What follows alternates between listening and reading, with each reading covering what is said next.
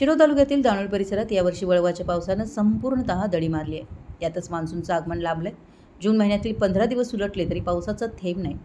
यामुळे शेतकरी चिंतातूर होऊन एक प्रकारे मानसिक तणावाखाली असल्याचं चित्र दिसतंय.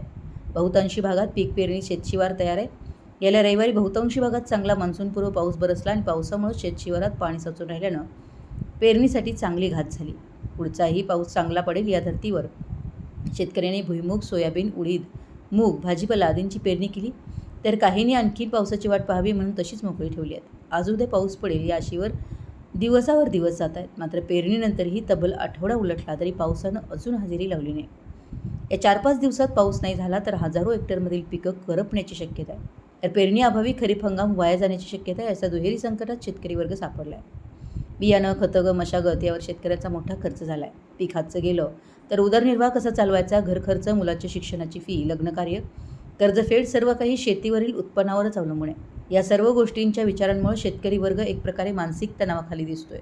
सोशल मीडियावरून गंभीर वास्तव चित्रण.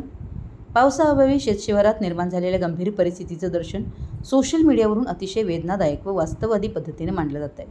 पावसाअभावी भकास ओसाड पडलेली शेतशिवारं, पावसासाठी आभाळाकडे डोळे लावून बसलेले वयोवृद्ध शेतकरी, पावसाच्या प्रतीक्षेत सुकलेली पिकं, कोरड्या विहिरी, नद्या, धरणांनी गाठलेला तळ याचे फोटो, व्हिडिओ सोशल मीडियावर शेअर होत आहेत. यातून पावसाअभावी निर्माण झालेली भीषण पाणी टंचाई दिसून येते.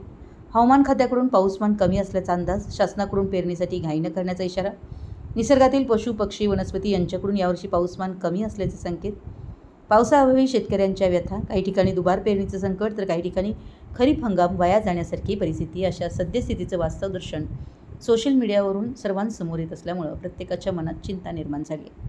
म्हणून दानोळी परिसरातील शेतकरी मानसिक तणावाखाली दिसतानाचं चित्र दिसतंय. मराठी एस न्यूजसाठी दानोळीहून विजयराज जगदाळे.